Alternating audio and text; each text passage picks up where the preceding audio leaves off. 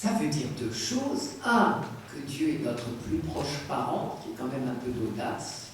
Et deux, qu'il nous veut libres. Job, il est habité par cette découverte d'Israël.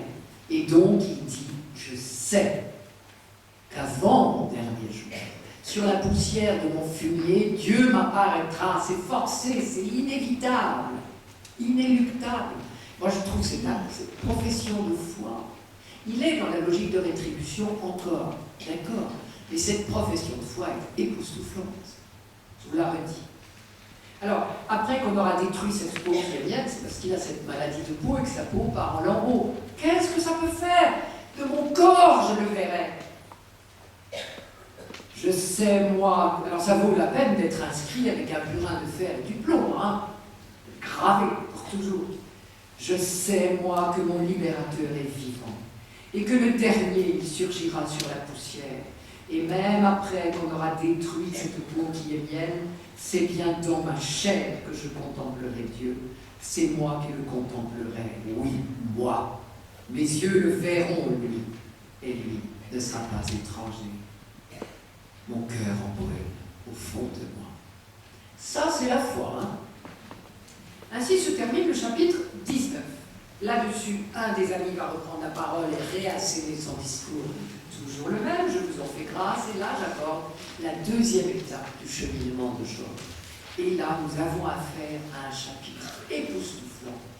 Le chapitre 21, je n'engage que moi. Mais pour moi, ce chapitre 21, c'est le grand tournant.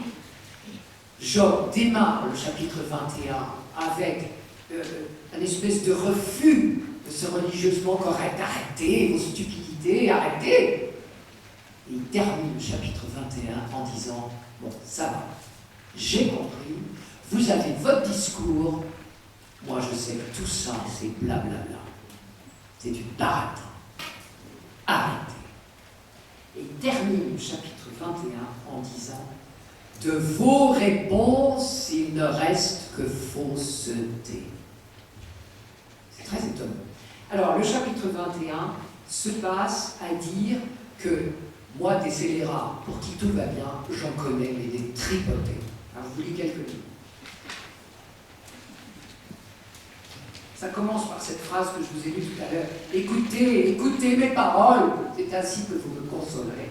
Et ensuite, il démarre. Et alors là, il fait un discours contre la loi de rétribution extraordinaire. Dans ma tobe, le traducteur a donné un titre. Vous savez que les titres de nos Bibles, quels qu'ils soient, sont des ajouts des traducteurs. C'est pour ça qu'on n'a pas les mêmes. Et là, mon traducteur à moi a mis « Succès des scélérats ». Ça va être plus clair. Ça n'en finit pas. Alors là, il y en a des tripotés. J'ai fait un petit choix.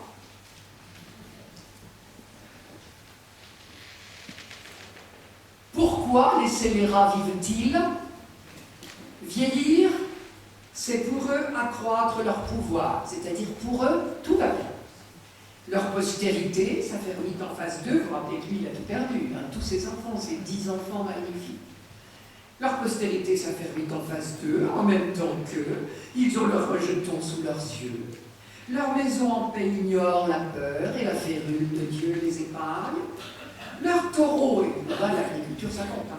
Leur taureau féconde sans faillir, leur vache met pas sans avorter. Ils laissent leurs gamins s'ébattre en troupeau et leurs marmailles danser. On improvise sur le tambourin et sur la harpe. On se divertit au son de la flûte. Ils consument leur jour dans le bonheur et en un instant, ils descendent sous terre. Alors ça veut dire, c'est très révélateur. À l'époque, je vous ai dit que la mort n'était pas triste en soi. Ce qui est embêtant, c'est l'agonie. Mourir, c'est normal, c'est le chemin naturel, pourvu que ce soit à l'heure.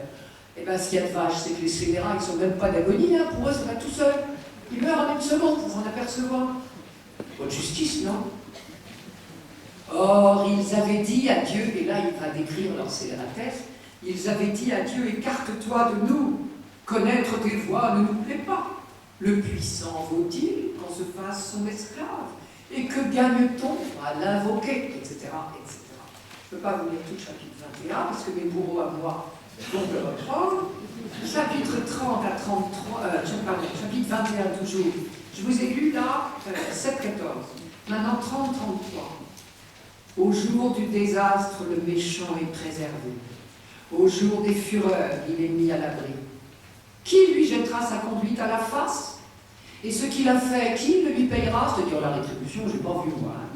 Et alors écoutez, là en plus, je trouve qu'il y a une injustice noire. Lui, il est en train de vivre une agonie pas possible. Tout le monde se paye sa tête et en plus, il va crever comme un chien.